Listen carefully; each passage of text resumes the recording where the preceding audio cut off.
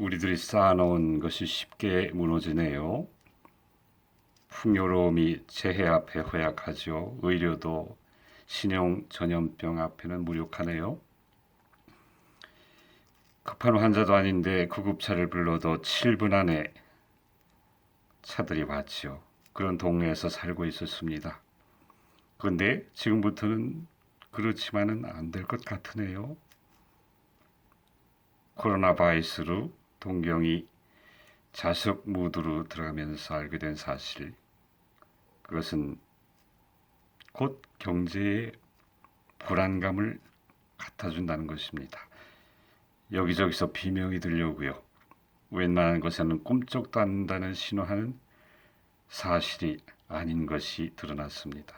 본능이 눈을 뜨고 이성은 눈을 감게 될 수도 있는 거죠. 이 신화를 처음 만들어냈던 사람도 있었습니다. 창세기 11장에 보면은 노아의 후손들이 그랬어요. 우선 하나님도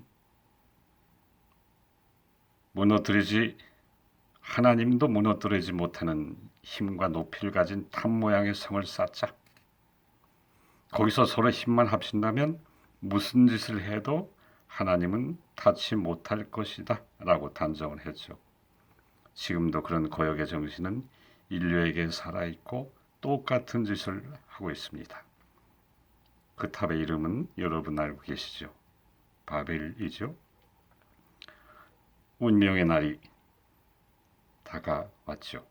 많은 사람들의 애도 속에 무너져 내렸고 지금 쌓고 있는 탑도 그렇게 될 것입니다. 바벨탑은 남의 일이 아니에요. 우리가 살고 있는 이 시대도 그렇습니다. 거기서 나와야 되죠. 왜냐하면 무너져 내릴 것이기 때문이죠. 누구든지 불안을 느끼는 시대로 접어들어 간 것 같아요. 우리는 어떻게 살면 되죠? 신앙인으로서 말이에요. 신앙의 모드라고 하는 것이 있죠. 거기로 다시 맞춰야 되지 않을까요? 병사가 전쟁터에서 사령부의 무선이 닿으면 얼마나 안심할까요?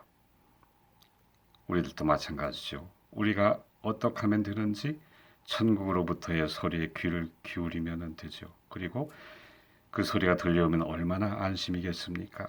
그대로 하면 되니까요. 그리고 아직 예수님의 은혜, 하나님의 사랑, 성령님의 인도하심을 경험하지 못한 분이 만약에 이 방송을 듣고 계시면 꼭 부탁드리고 싶습니다. 주님께 시선을 돌려주세요. 주님이 얼마나 좋아하실까요? 여러분들은 잘 모르고 계시지만은 이런 기회는 천재 일후의 기회라고 봐도 되는 거예요. 말세가 되면 천하 각곳에서 주님을 향해 여러분들 같은 분들이 물밀듯이 흘러 들어온다는 희망의 예언이 성경에는 여기저기 기록되어 있습니다. 우리 모두 하나님이 지으신 자녀들이니까요. 성경은 여러분들을 초대하는 글로 한 페이지 한 페이지가 메워져 있습니다. 그리고 이 기회는 최후까지 열려 있어요. 예수님이 친히 못을 박아두시 말씀하신 것이 있습니다. 포도원에 주인이 있었어요. 일할 사람을 찾아서 아침에 가서도 찾고 점심에 가서도 찾는데 저녁이 됐는데도 아직 일거리를 찾지 못한 사람들이 너무나 많았습니다. 그래서 포도원에 들어가라고 그랬어요. 근데 그 사람들한테 준 하루의 임금이 다 똑같았습니다. 주님의 은혜의 정의가 이렇게 돼 있어요. 천국에 들어갈 자의 자격은 주님이 정하신다. 받을 은혜의 크기는 똑같다. 먼저 된 자와 나중 자의 구별은 없다.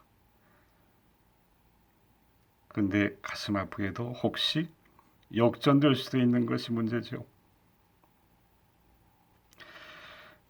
나중 믿는 자들과 먼저 믿는 사람들이 경쟁을 해서는 안 되지만은 서로 마음을 다쳐서는 안 되지만은 그분들을 위해서 먼저 믿는 사람들이 할 일이 있어요. 예수님을 도와서 부르는 소리가 돼야 합니다. 뱃길을 인도하는 자가 돼야 되고요. 길 안내자가 되어야 되죠. 최근 코로나19를 겪으면서 모종의 긴장감이 드네요.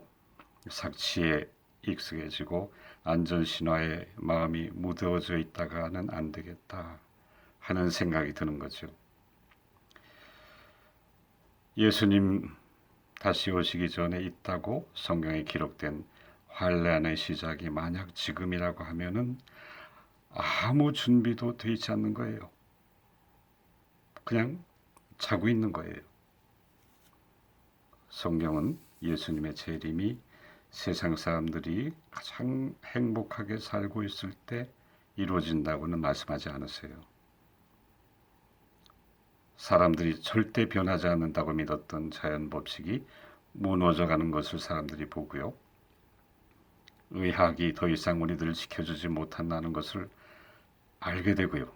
지금 보시고 계시죠? 과학은 신이 아닙니다. 또 사람들이 힘을 합쳐서 평화를 지키기 위해서 노력하지만은 허무한 결과만 남기는 거죠. 마태복음 24장에 나와 있는 역사의 마지막 즈음의 광경이 그대로 나타나고 있나요? 예수님께서 오셔서 심판하시는 심판은 의의 심판입니다. 모든 사람이 인정할 수밖에 없는 심판이죠. 그리고 구원받을 사람들이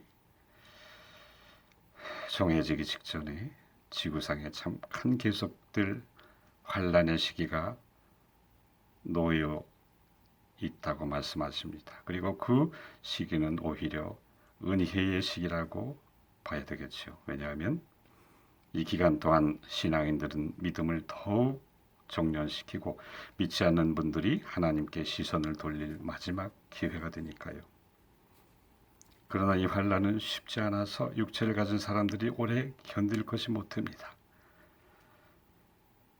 우리들의 육체를 잘 아시는, 우리들의 연약함을 잘 아시는 주님께서는 이 기간을 단축시켜 주시겠다고 말씀하십니다. 지금 언급한 환란의 기간에 대해서 조금 더 말씀드릴게요. 꼭 오는 게 있죠. 밤, 겨울, 나이 먹어가는 것. 처음이 있고 나중에 있는 것은 다 그렇죠. 그리고 꼭 끝내야 되는 것이 있죠. 그 중에 하나가 여정이죠. 시작한 여행은 끝내야 하죠. 우리는 인생을 여행하고 있다고 합니다. 그러나 지금 말씀드리는 이 여행은 태어났다가 죽는 여행가에서 나오는 인생의 여행 같은 것이 아니라 그 여행을 더욱 여행답게 하는 그 인생의 마지막 한 부분에 놓여 있는 천국을 향한 여행이죠. 어쩌면 겨울 여행이라고 하는 이름이 꼭 알맞은 이것은 아는 사람들만이 아는 진짜 여행입니다. 봄에 이끌려서 겨울을 벗어나는 아픔의 여행이라고 할까요? 이 세상과 하늘나라를 잇는 좁은 길의 여행이라고 할까요? 예수님에 대한 믿음과 계명을 지키는 인내로 싸워야 하는 이 부분이 없다면 우리들의 인생 여정은 왜 태어났는지, 왜 죽어야 하는지, 죽어서 어디로 가는지도 모르며 세상에 잠시 있었다는 것에 지나지 않습니다. 나비가 돼야 할 송충이가 참 아름다운 인생이었다 라고 소리친들 누가 감동받겠어요. 홍수 이전에 노아는 120년간 방주를 만들었습니다. 그때 세상에 꽉 찬 사람들은 참 사악했다고 성경을 말씀하세요. 지금도 그렇습니다. 아브라함이 10사람의 의인이 있는데도 소돔을 멸하시겠냐고 하나님께 중보기도 했어도 소돔은 지상에 더 이상 존재하지 않습니다. 이 시대의 노아처럼, 아브라함처럼 우리들은 세상 사람들 위해 중보 기도를 게으르지 않게 하면서 한편으로는 겨울 여행을 준비해야 되지 않겠습니까? 힘들지도 모르죠. 육체적으로, 영적으로 다 시련이 올지 모르죠. 이 눈보라를 지나가기 위해서 성령님의 보살핌, 성경의 바른 이해, 기도의 체질을 전해야 합니다. 갑자기 구름의 방향이 바뀔 수도 있어요. 이에 대비해서 불필요한 세상의 훈장들은 버려야 되겠죠. 그리고 신앙의 친구들을 소중히 여겨야 되겠죠. 설마 지금 이 세상에라고 생각할지도 모르지만은 바울과 베드로가 어떤 모습으로 죽음을 당했는가를 생각해 보는 것도 유익한 시간이 되겠죠. 설마 그럴 수가 라고 생각할지도 모르지만은 세상의 권위가 우리들의 이마나 오른손에 쥐구려 하는 각인이 없으면 슈퍼마켓에도 못 가는 세상이 올 수도 있겠다는 요한계시록 13장 16절의 말씀을 찾아보는 것도 도움이 되겠죠. 많은 신도들이 한자리에 모이는 것이 어렵게 될 것에 대비해서 가정 예배를 정착시키거나 혼자 드리는 예배를 꼴지어 놓아도 괜찮을 것 같습니다. 옛날 약속의 땅에 들어가기 전에 이스라엘이 광야에서 훈련을 받을 때가 있었죠. 그들이 하나님을 만났던 것은 지금의 교회라고 할 수 있는 장막이었죠. 언제나 이동이 가능했고 새 곳에서 다시 조립할 수 있었죠. 지금 우리들의 교회가 너무 크고 무겁다면 더 간단하고 청결하게 옛날의 모습으로 돌아갈 기회도 지금이 아닐까요? 우리들은 인간이면서 인간을 잘 모르고 있습니다. 우리들이 천국에 갔을 때 독생자 예수님께서 오시지 않았으면 안 됐던 이유를 다시 한번 알고 다시 한번 놀라겠죠. 그러나 우리들은 창조자 하늘 아버지를 찬양하면서 때로는 그 입에 하나님을 저주하는 입도 동시에 가지고 있어요. 우리 인간들이 어떤 모습을 취하거든 그래도 하나님의 섭리는 계속되고 주님은 다시 오시고 세상 사람들은 역사 쓰기를 끝내겠죠. 하나님의 사랑의 나라가 다시 흐르기 시작합니다. 그 나라에서 예수님의 십자가로 구원받은 우리들은 어떤 모양을 하고 있을까요? 여러분 놀랄 준비를 해두는 것이 좋을걸요? 원더풀,